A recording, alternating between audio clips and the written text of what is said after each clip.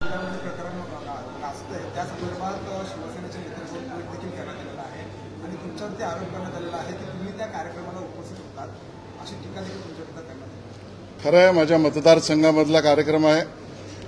तो कार्यक्रम मतदारसंघातल्या लोकांनी आणि त्याहीपेक्षा पर्यटन विभागाने त्या कार्यक्रमाला सहकार्य केलं होतं। या ठिकाणी दिलेल्या परवानग्या या पूर्णपणे कुठल्याही मद्य विक्रीला नाही। त्यावर जर कोणी मद्य विक्री केली असेल तर त्याच्यावर चौकशीचे आदेश मीच दिले, माननीय मुख्यमंत्र्यांनी दिले।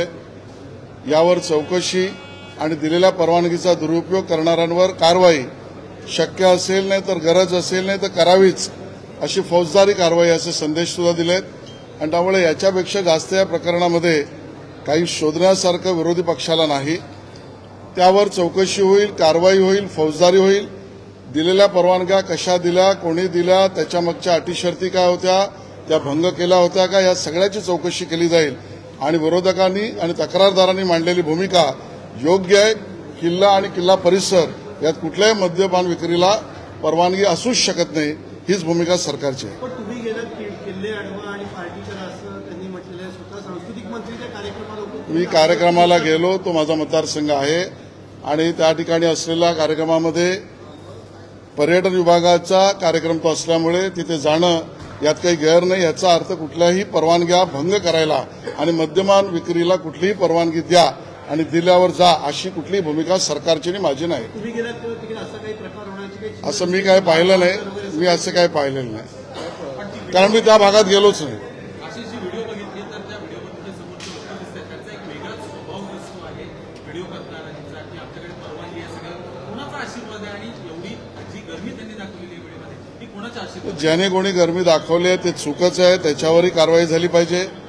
आणि ज्या पद्धतीने परवानग्यांचा दुरुपयोग केला आहे त्याच्यावर कारवाईचे संदेश आणि निर्देश त्या ठिकाणी दिलेले आहेत। या सगळ्या विषयात गंभीर चौकशी होईल। तक्रारदारांच्या भूमिकेवर डायरेक्ट कारवाईचे आदेश आपण दिलेले आहेत। त्याच्यातले अधिकारी सुद्धा दोषी आहेत का? असा ऐतिहासिक वारसा असतो, याच्यावर परवानगी दिली जाते आणि दिली गेली नसेल तर अशा पद्धतीने कसं केलं गेलं? बघा, सगळ्या गोष्टी चौकशी देतील।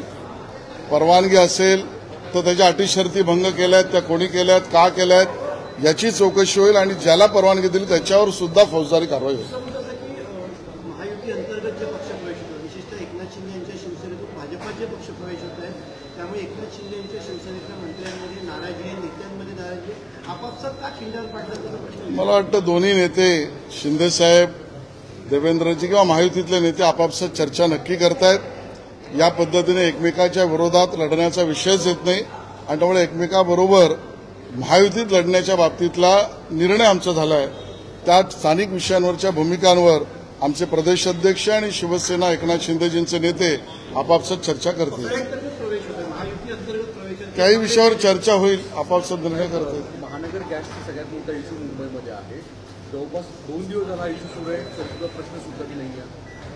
मला असं वाटतं या विषयातली संपूर्ण माहिती मला आत्ता नाही आहे, पण माननीय संबंधित मंत्र्यांशी, मुख्यमंत्र्यांशी आणि अधिकाऱ्यांशी मी स्वतः बोलेन आणि याचा पाठपुरावा करेन।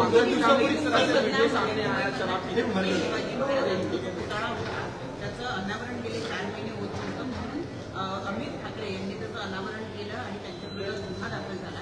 पुन्हा आता त्या पुतळ्याला कपडा लावण्यात आलेला आहे, त्याला कार्यक्रम कुंपण करण्यात आले, तरीही मनसेकडून असं सांगितलं जातं की त्याचं पुन्हा येणार सगळा कपडा आणि ते सगळं आम्ही काढून 4 महिने शासनाला वेळ मिळत नाही तयार असलेल्या पुतळ्याचं उद्घाटन करण्याचं। मला वाटतं या संबंधातली संपूर्ण माहिती संबंधित मंत्रालय देईल, पण छत्रपती शिवाजी महाराजांचा पुतळा आणि त्याबद्दलचं पूर्ण काम झाल्यानंतर उद्घाटन हे तातडीनेच झालं पाहिजे आमची भूमिका आहे।